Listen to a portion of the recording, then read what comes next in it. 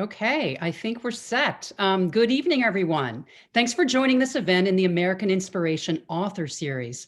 All of us behind the scenes are delighted that you're with us tonight in the land of history, looking at the story of America and its immigration, its immigrants, its vitality, and its economic underpinnings. I'm Margaret Talcott, the producer of literary programs at American Ancestors New England Historic Genealogical Society, and I'm part of its Brew Family Learning Center. On your screen is a schedule for our hour-long event featuring the celebrated historian Russell Shorto and his just published work, Smalltime, A Story of My Family and the Mob.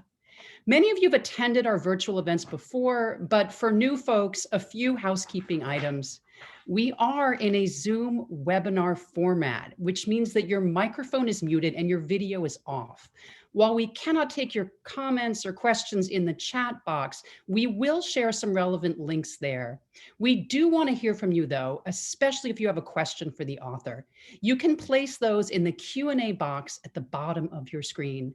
Many of you submitted questions as you registered. Thank you for those. They've been passed on to our moderator.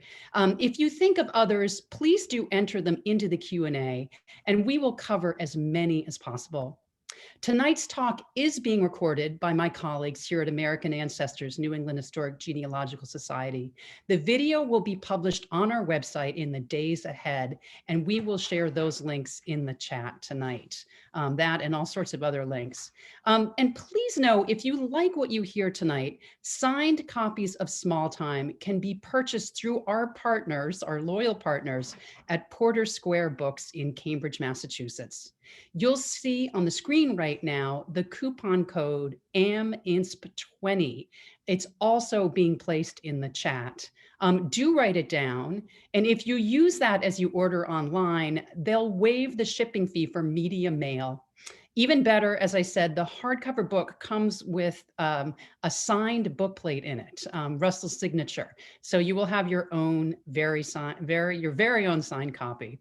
It's an honor to introduce tonight's guests, our feature author, Russell Shorto, as I've said, and our guest moderator, Alexander Stila.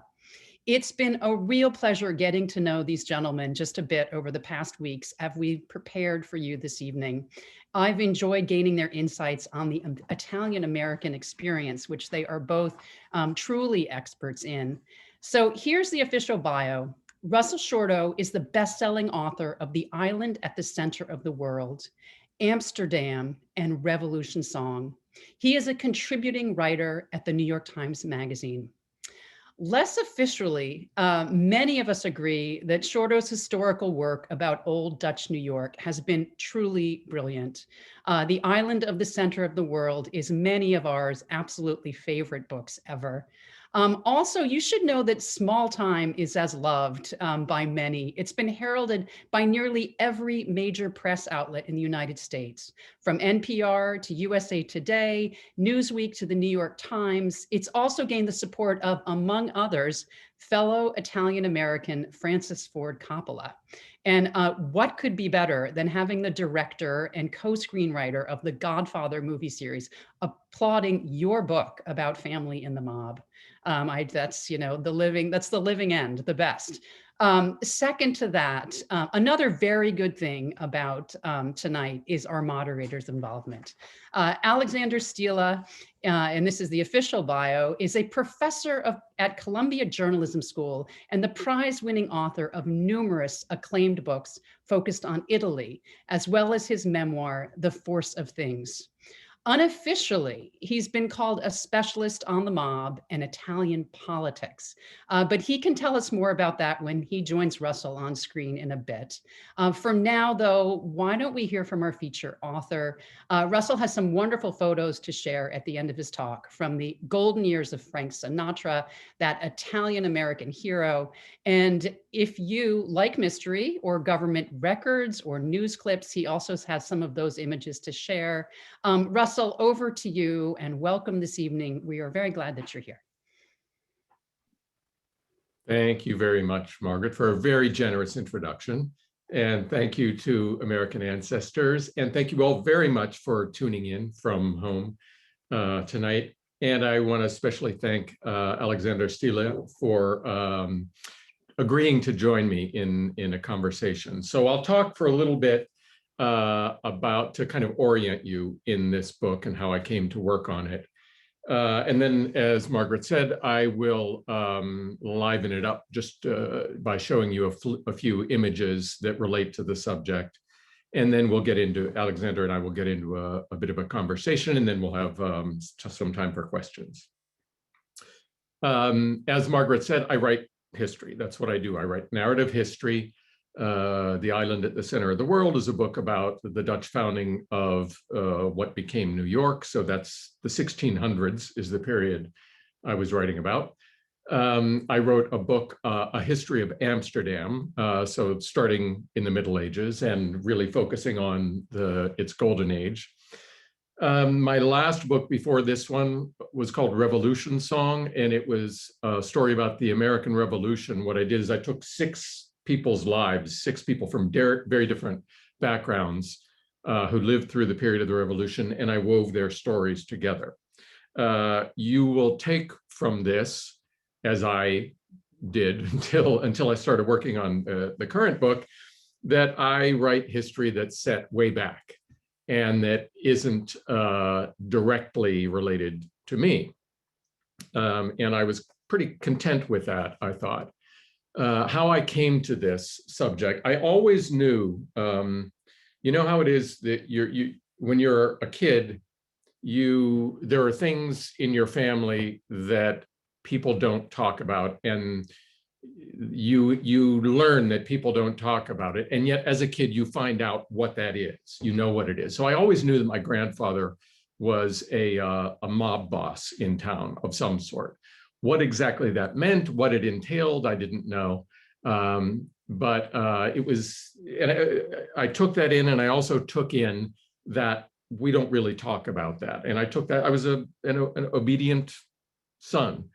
And so I didn't talk about it. I didn't think about it much, and grew to adulthood and grew to write history, but did not think to write it.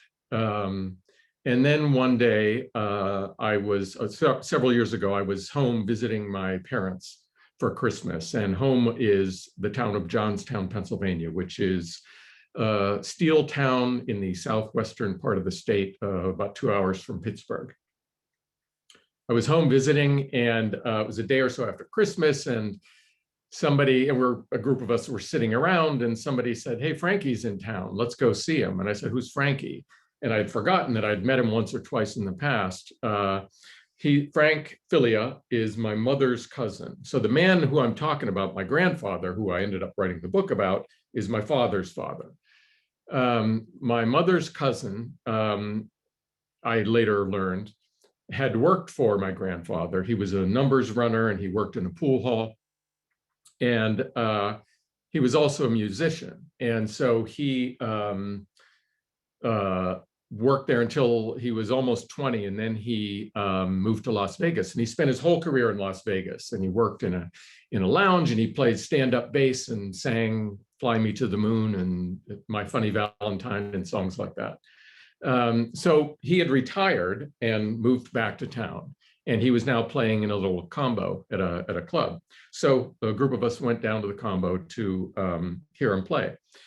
And there's a break in the set, and then we're all standing around in the circle, and these others who I'm with are mostly older relatives who still live in town, who always stayed in town, and therefore kept that that we don't really talk about this mentality. So it's a break in the set, and Frank looks across at me, and he kind of wags his finger, and he said, "Russell, you're the writer. What are we going to do about the story?" And I started to say, "What story?" And even as I was saying it, I knew what he meant. And he said, "What story?" "Your grandfather, the mob." And I could feel the others around me kind of, cringe, because you don't talk about this. But for Frank, these were golden memories. This was his youth, and he later told me this was the happiest time of his life, when he was working for the mob in town. So he kind of pressed me a little bit, and I said essentially what I just said a minute ago, I don't write that kind of history. The history I write is way back there. But he kept pushing, and he said, "What are you talking about? This is history. Nobody knows this story. This is the small town mob. This isn't New York. It's not Chicago." He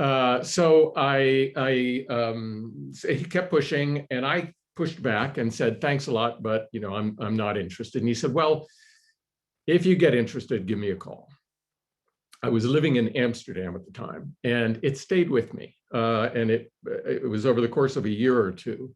I kept it in my mind, and then finally I decided I would go home for a week just to see what was there, because I knew one of the problems I had was I write history. I have footnotes in my books. I'm not going to make things up, and I knew that these guys didn't keep notebooks.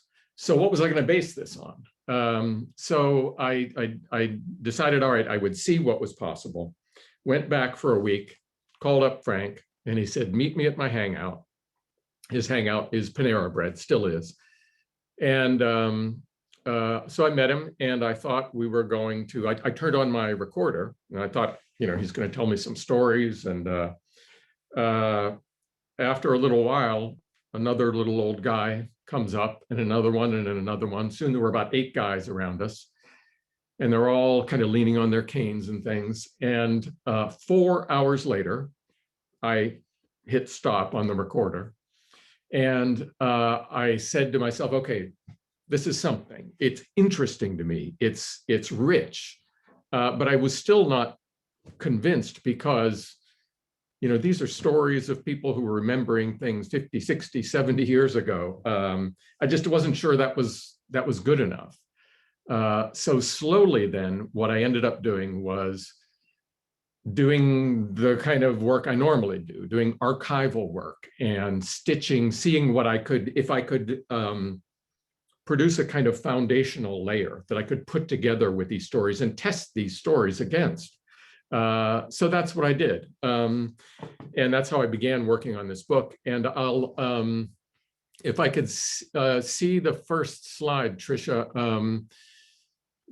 I'll show you just some of the images to kind of take you through the story of my grandfather, or really my grandparents, and a little bit of my research while I was working on it. This is my grandparents are the couple on the right, my grandfather in the dark suit and my grandmother beside him. And they're with the friends here in about 1955. And this is at Club Harlem in Atlantic City, one of the places they love to go. And this is my grandparents when my grandfather was in his prime. We'll talk in a minute about what the business consisted of, but he and his partner kind of ran the town. And when they were out of town, when you were in town, you didn't show off. You didn't wear custom suits. You didn't drive a Cadillac. But when you were out of town, then you could live a little. Can we see another image? This is them this is a few years later, and now they're in Florida at the racetrack, and they're the couple on the right. My grandfather is in a checked shirt, and they're one of the elements of the story that I wanted to, that I spent time on in the book, is my grandparents' relationship, which was really fraught. To me, I didn't want to write just a story about mobs and numbers runners and pinball machines and slot machines. I wanted to write about my family. And the further I got into it, the deeper that story became. And so that previous picture we saw, they were both looking relaxed and happy. And here, maybe it's just this moment in time when the camera was snapped, but it's a different vibe to me. He's looking down kind of moodily at the racing form, and my grandmother is looking at the camera like, what's going on here? So their marriage fell apart over the course of his career, and that's very much part of the story that I tell. Can we have the next slide? This, when I got seriously into this, I talked to family members, and my aunt said to me, "Oh, well, I have the contents of his pockets the day he died. He died at the racetrack in West Virginia of a heart attack." And, this to me was like my starting point. Everything, all these names and dates and phone numbers. And he died in 1981. And you see all the race tickets that he had, his wallet. So this was kind of, I don't know, I felt like, all right, I was a detective and I'm looking into this story, and these are my first clues. You want to go to the next? One of going all the way back then, I got my grandfather's birth certificate, and I saw, to my surprise, and I think to his surprise, that his name was not correct on his birth certificate. I may have not mentioned, but I was named after my grandfather.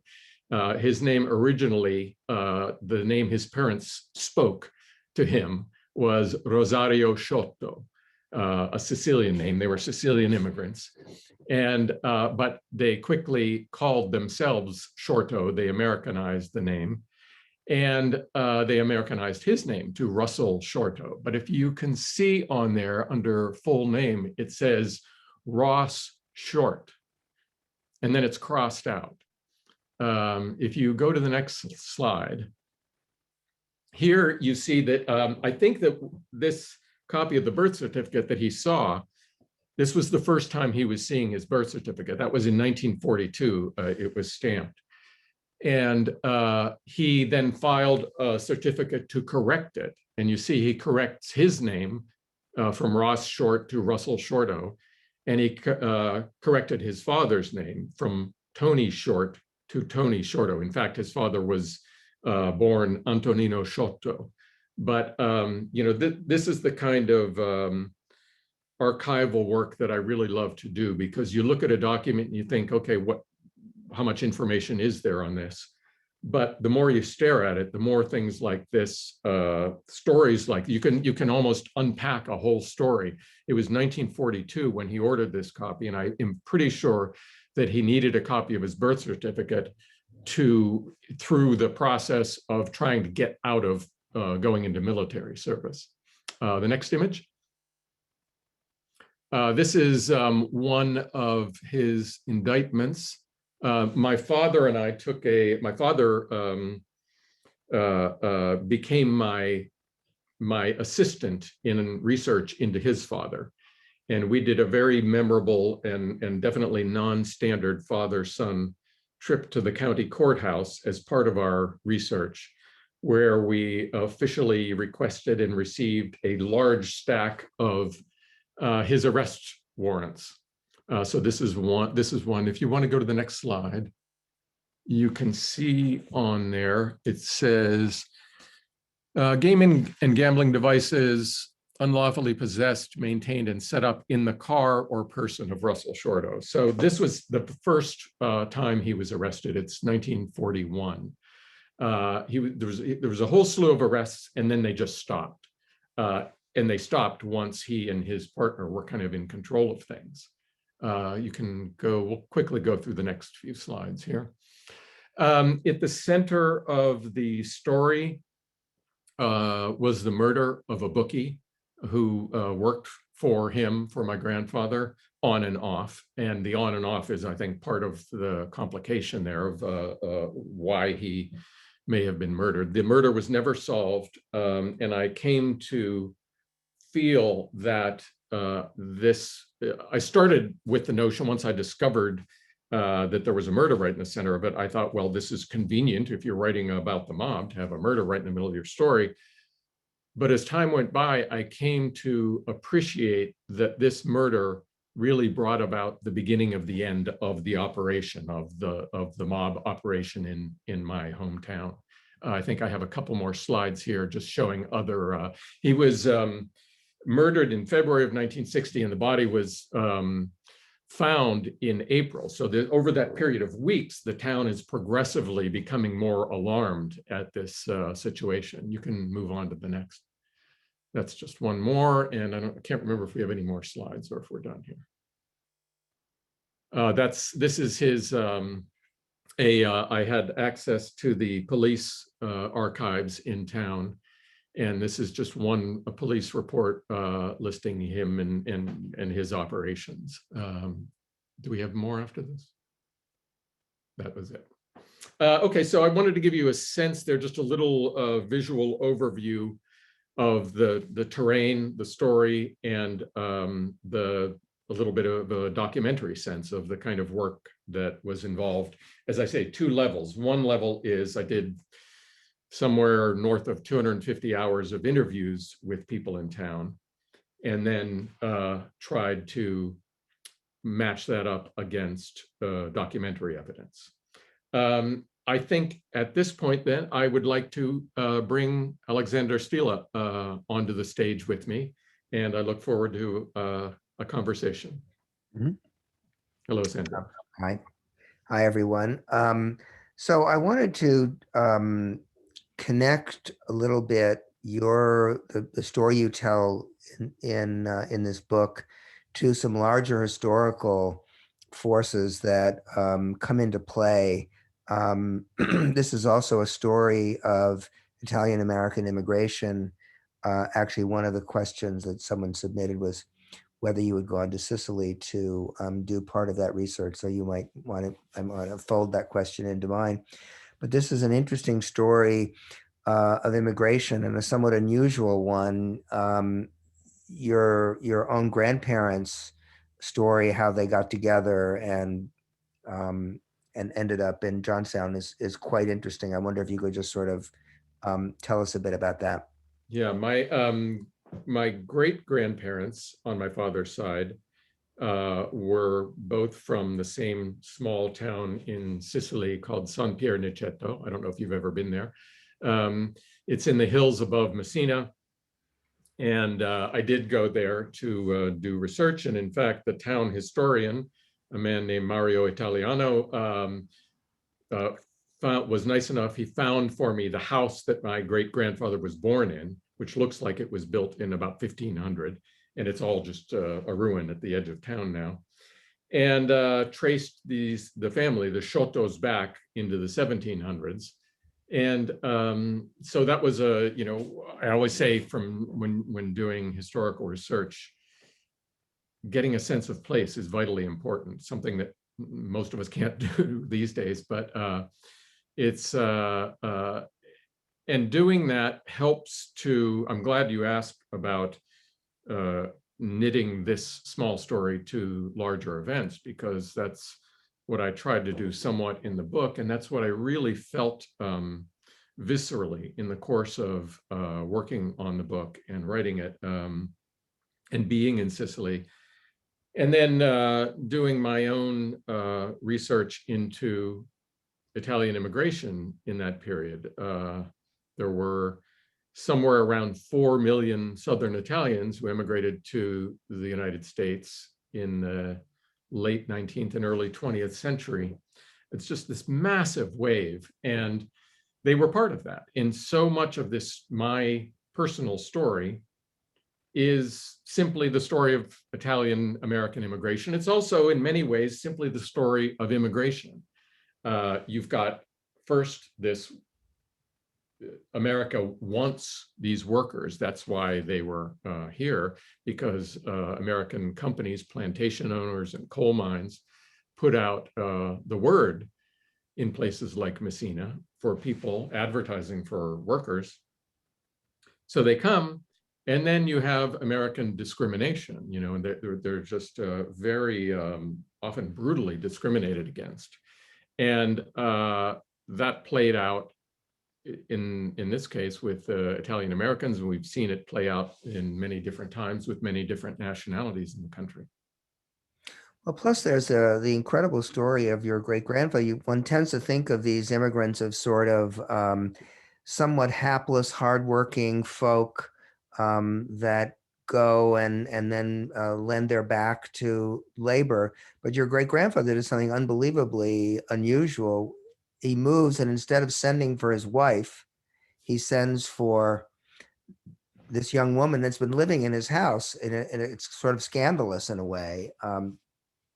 Yeah, I wonder how unusual it was, but essentially there was whispers in my family that this patriarch, my great-grandfather, had a wife and child in the village in Sicily. Nobody confirmed it, but that was the rumor. And I was able to confirm that he had a wife and 2 children in San Pier in Certo. And that then after he moved first to Punxsutawney, Pennsylvania, to work in a coal mine, once he had decided apparently he was going to stay for a while, he sent for not his wife, but I think you have to say his girlfriend, this 18-year-old girl from the village whom he knew. And she came, she was an orphan. And I guess she felt she had nothing to lose. And so they said, I tracked them, in this name change that's, again, in common with so many immigrants. When they're in Punxsutawney, they're Antonino Shorto, and she was Anna Maria Previte.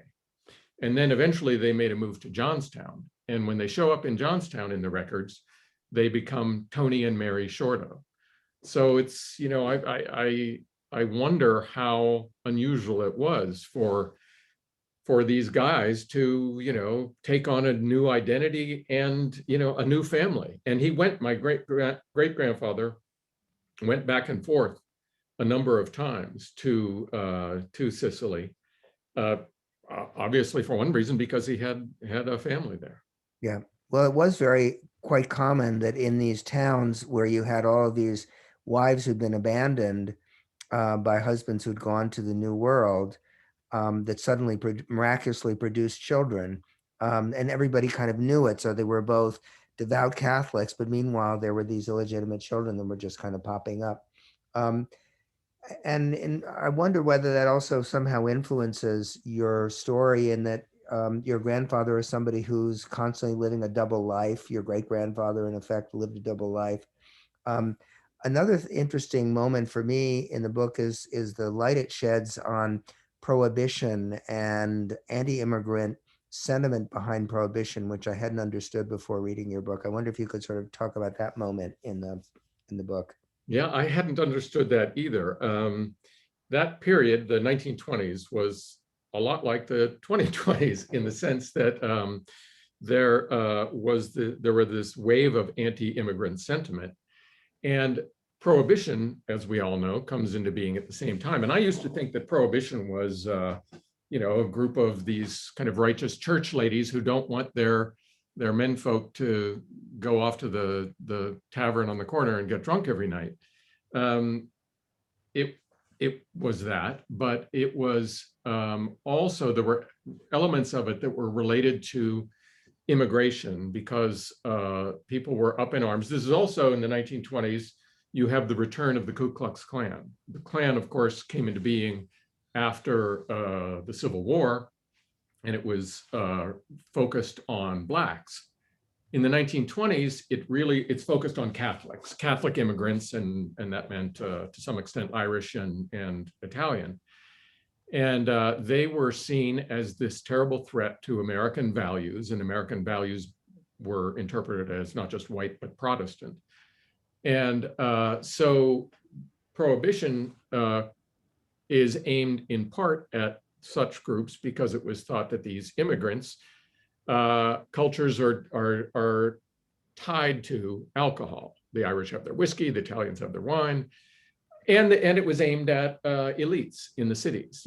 These people in the cities who promoted these risque lifestyles and hung out in cocktail lounges and things like that.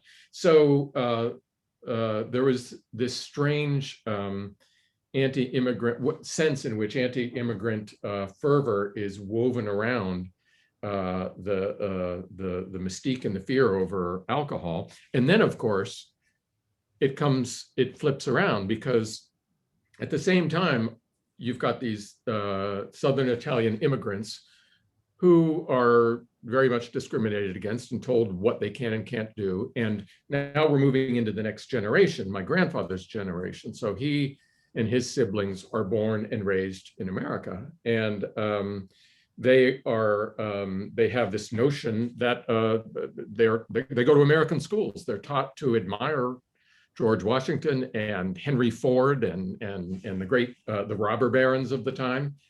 And yet, people like that knew perfectly well they didn't have the option of going to college. He was not going to become, even like the manager of a department store or a bank, or nothing like that was open to him.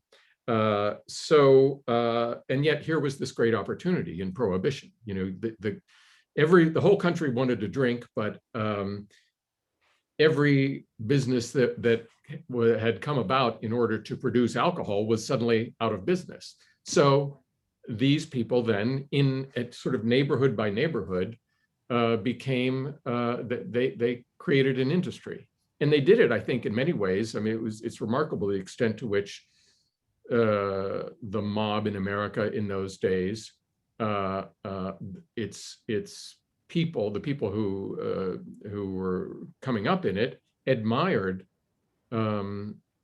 American capitalism and companies, and tried to copy what they did, Right. sending out, opening up branch offices, and Prohibition gave them really their first way in. Yeah, that, and it's also interesting, in your telling of it, your grandfather and his group dominate the illegal gambling and numbers racket in their area, and as you describe it, it's almost like this is the poor man's stock market. That these guys, these kind of small town mobs are um, a vehicle of upward mobility for people who otherwise would be breaking their backs in coal mines. And this is their own form of kind of crude capitalism that in some ways mirrors the rather rough and tumble capitalism of the Henry Fords and so forth. Yeah, there's the standard textbook on organized crime in the U.S. is by a man named Howard Abadansky, and it's called Organized Crime. And he talks about the beginning of the book. He talks about the way this generation looked to and admired Mellon and Rockefeller and Carnegie, and tried to emulate them in what they did. And you mentioned a poor man's stock exchange. The numbers game, which of course was kind of the basis of these operations all over the country. And by the way, what I'm talking about when I'm talking about my hometown was copied everywhere. There was nothing unique about this. And so the numbers game is the center of their. They had an array of gambling services that they provided. And the numbers game came out of Harlem, of course, and it was similar circumstances where Blacks couldn't participate in, I mean, even in banks, if you were Black, of course, you couldn't get a bank loan to buy a house. And there was distrust of banks. And there was a reason that they called a numbers game a bank. So the logic was in Harlem back in the day, and in my hometown, according to people I talked to, the logic was you didn't have a bank account necessarily, but every day you paid a dime, played the number, your favorite number, a dime a day or a quarter a day or whatever it was. And 5 years from now or 10 years from now, it hits. And that you take as your CD maturing, essentially. So you were using it as kind of a bank. And again, it's a way to, and they called it, my grandfather called it the GI Bank. And I think they did that as kind of a little PR spin because they were really coming into their own as the Second World War was ending. And I think they wanted to have the cachet of somehow this is benefiting the returning troops, so they're even thinking in a little bit in kind of marketing terms. So one of the participants was asking what you remember of your grandfather, and I want to sort of fold that into a broader question, which is that this book is also a book of family discovery. You're trying to understand this person who was sort of a taboo subject during your childhood, but also an attempt to understand your father, who you had certain ideas of growing up that altered in the course of your research. So I wonder if you can sort of talk about that skein a little bit. Yeah, I interacted a number of times with my grandfather when I was very young.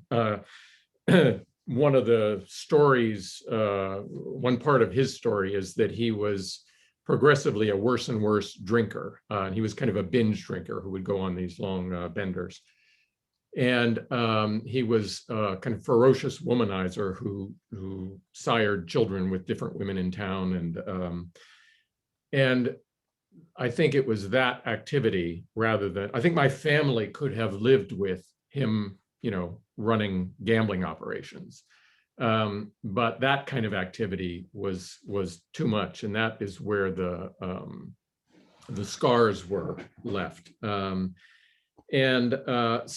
by the time I came on the scene, my family had kind of pushed him out. He had by that time, there were two different stories. One is that he was told he was no longer, his partner kicked him out of the business.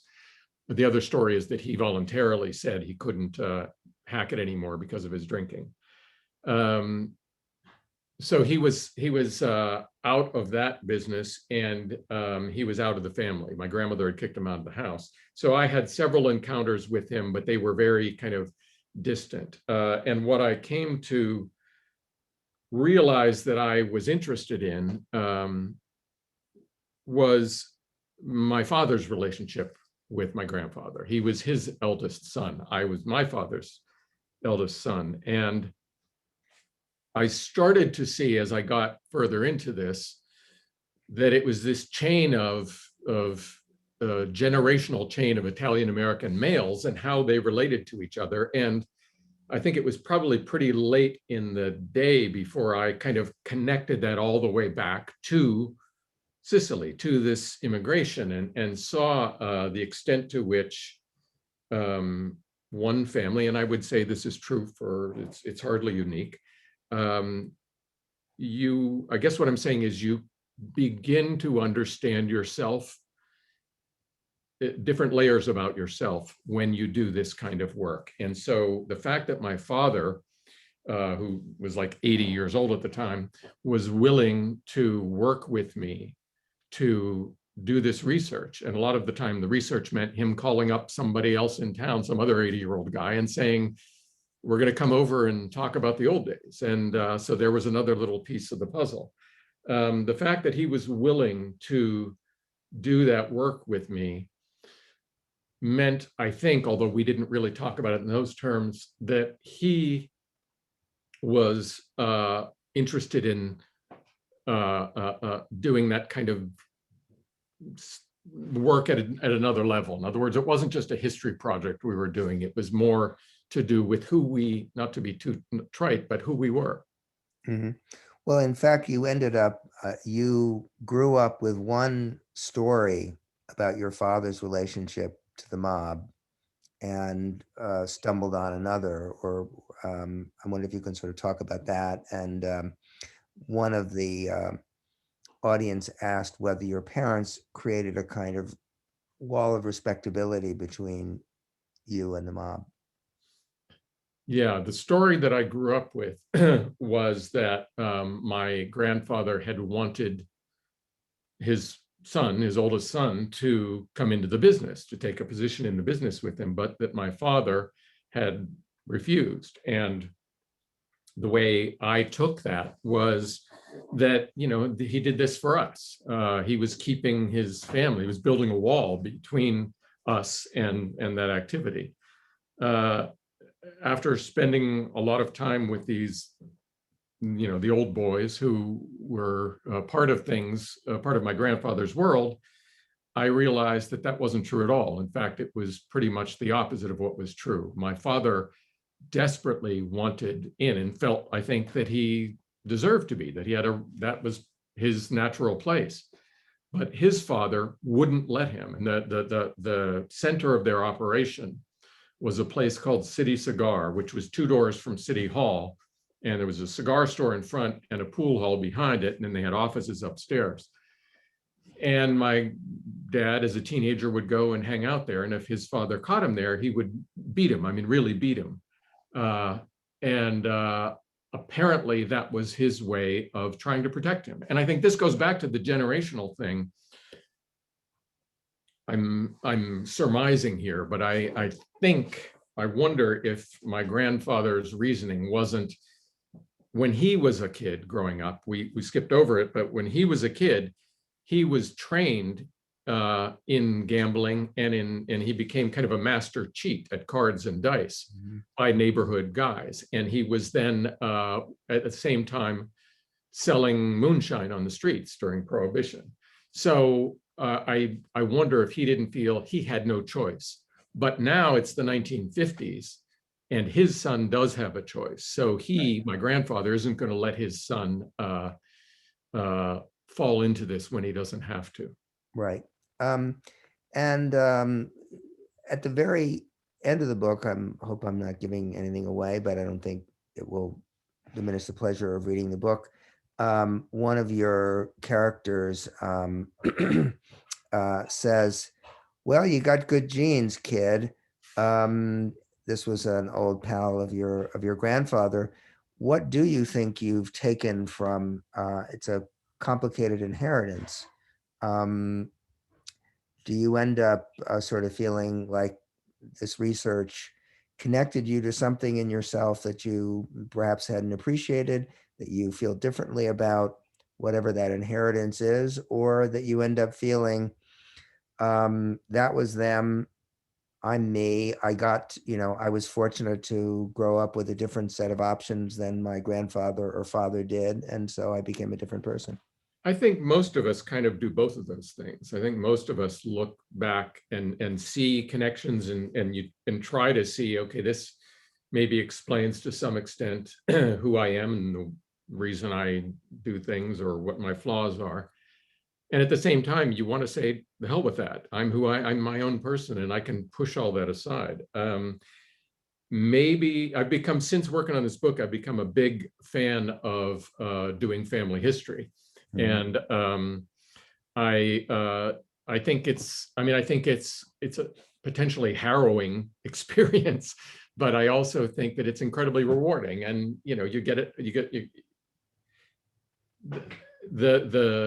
the best way of experiencing it is you immerse yourself in family history so that you can process as much as you can all of that and see how it relates to who you are and who you've become, and then let it move and then move on from it.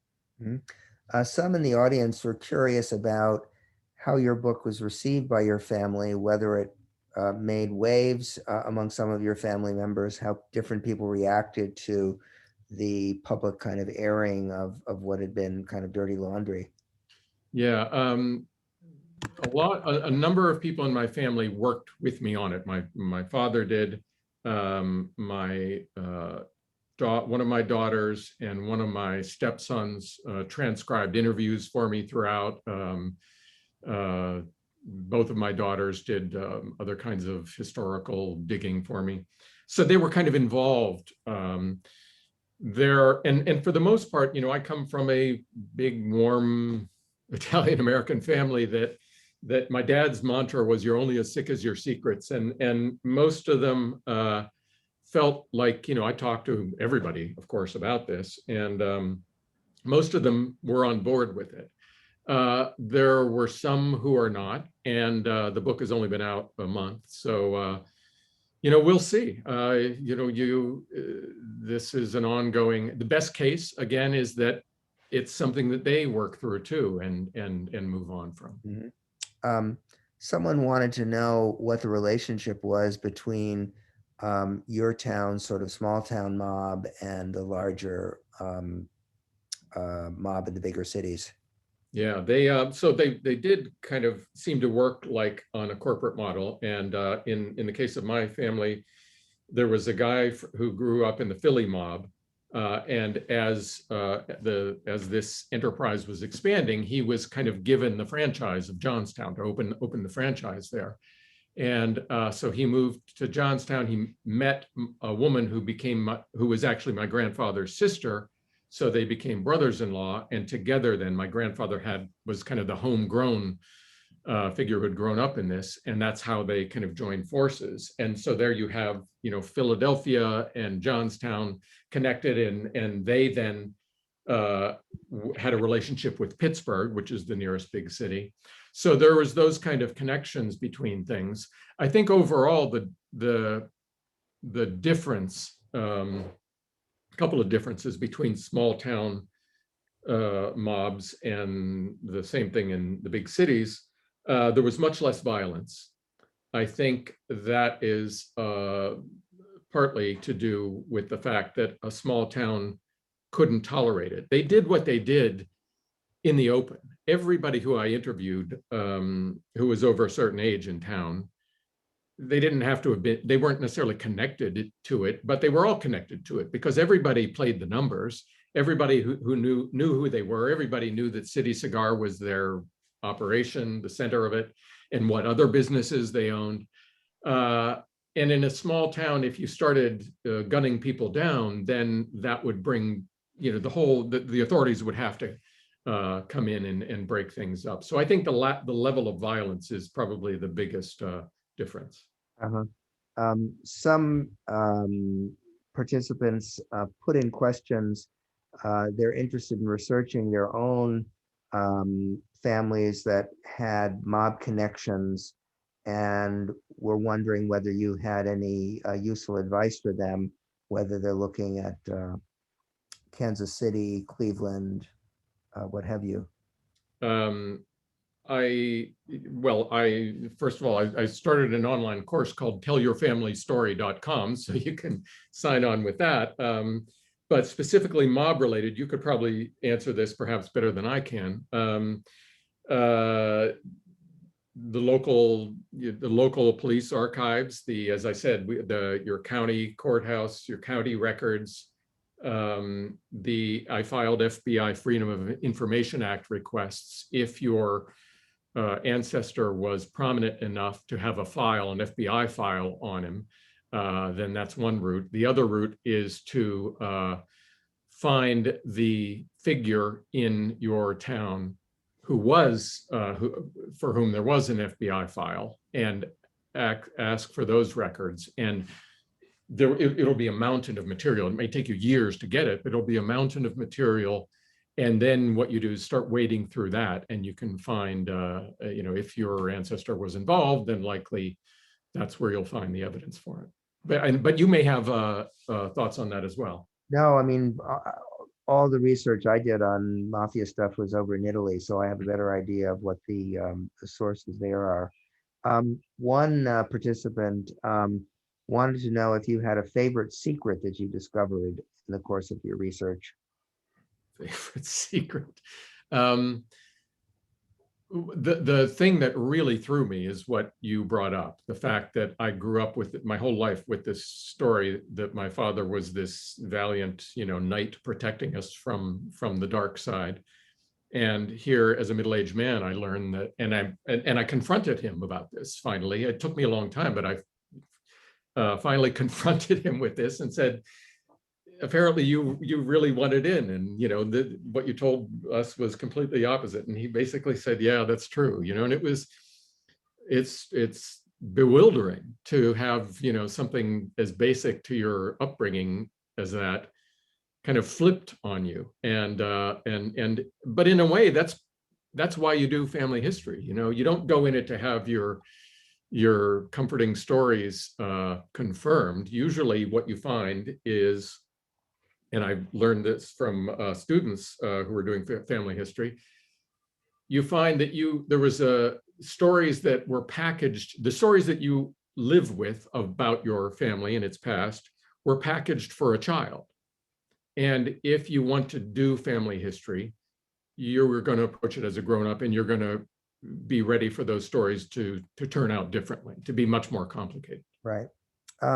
One last question from the group, and then I think you have, you were going to read a passage or two.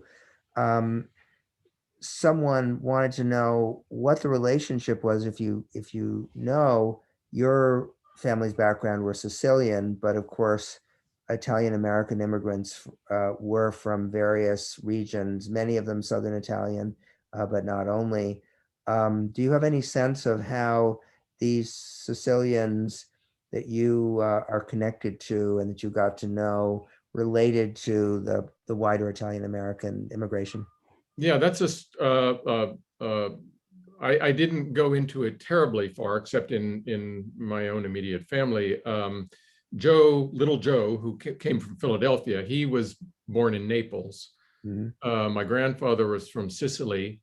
My parents' generation, when they met, it was still at that time in the 50s in a small town. I think things were still kind of ghettoized enough that people tended to associate with other Italians. So my mother was from Calabria, her family. So they were all Southern Italians. And within a short time, they had that kind of, I think, feelings of comfort. We're the same kinds of people. One last thing before you go to your thing. Someone put in the question whether there's any kind of organized crime operating in Johnstown now that you know of. I assume there's organized crime operating everywhere. I think we've barely talked about the standard trope of the Godfather movies and all of that. But I think that you see the sweep of that, the rise and fall of that as very much a story of these generations, what we're talking about, the generation who came from Italy, and then the next generation, and discrimination and the rise of the mob. So it has this ethnic character to it. And now it's a whole different thing. Now, like with the internet, it's a much bigger, broader, more complicated story. Mm-hmm. So do we want to pass to the Yeah, the that reading? was fascinating conversation. We really, wow, I learned a tremendous amount, and I have absolutely loved your book. Alexander, thank you so much. Truly fascinating. We could really go on all night, but I want to be respectful of people's dinner hours and move toward closing. But first, as Alexander said, with a reading from the book, Russell, we can't go to Italy right now, and most of us can't even get to Johnstown under quarantine guidelines. But maybe you can take us there with a bit of family wisdom or some inspiration. Please take us somewhere. Okay, I will just do a page or page and a half from the end of the book. I talked about Frank Filia, and I talked about my dad as my partner, and he didn't make it until the end. So he died when I was nearing the end of the book. So that's what I'll read from. The timing my dad selected for his death meant that his funeral ended up being a bit of a reunion of all the people I'd been spending time with these past few years, or those who were left anyway. All the cousins and siblings and children were there at the funeral home, of course. The Panera Bread guys hung out together near the back, commenting on who came and went like a Greek chorus. Afterward, there was a luncheon at the country club. One by one, people stood up and told stories about Tony. Knowing chuckles skittered around the room, occasionally expanding into laughter. Suddenly, I wanted something. I went over to Frank Filia and asked if maybe he would like to sing a song. Russell, I'm sorry, he said. I don't do a cappella. I surprised myself. Please, Frank. I'm sorry. I sat down. Some more stories, more laughs. Then Frank shuffled over, stood behind me, his hand on my shoulder. Everybody fell silent. Sky, so vast is the sky, with faraway clouds just wandering by.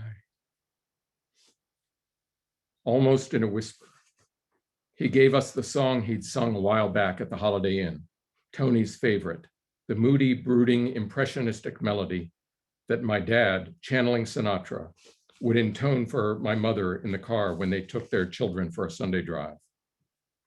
a song about wind and trees and sky and clouds, a meditation on being human. Frank looked around the room as he finished and saw what he had done. It was a love song, but everyone was in tears.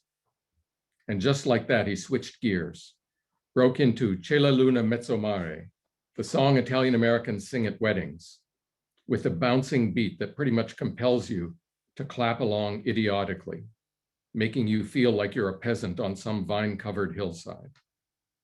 Everyone knew it, everyone sang, though I don't think many knew the meaning of the words, which are about a girl who has to marry but isn't sure which suitor to take, so she asks her mother to choose for her. The chorus cycles between the different options, which all end up being the same. Marry the shoemaker and he'll hammer you. Marry the farmer and he'll plow you. Marry the butcher and he'll sausage you. Frank was a pro.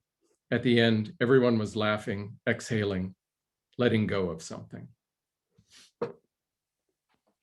That is so beautiful. And that's, kind of what we have left these days, humor, humility, family, and family traditions.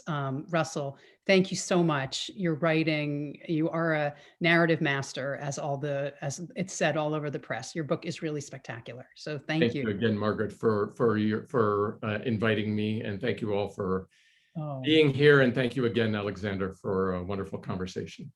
Well, as a reminder to those of you out there, if you enjoyed tonight's presentation and you want to do a deeper dive into this fascinating topic, signed copies of Smalltime can be purchased through our partners at Porter Square Books in Cambridge. Again, use the code AMINSP20 as you order online, and they'll waive the shipping fee. While you're in there ordering, do mark in the comment field that you want a signed book plate. And when you get this book, you'll be able to journey again to the land of Sinatra, which I have been enjoying. We at American Ancestors are really delighted to have presented tonight's event, this bit of history. We heard from many of you in the audience that you're doing family research. One of you even about relatives in Johnstown, in KC, other places. If you're out there doing research, our research library may be of use. Although our stacks are closed because of the pandemic, our virtual doors are wide open.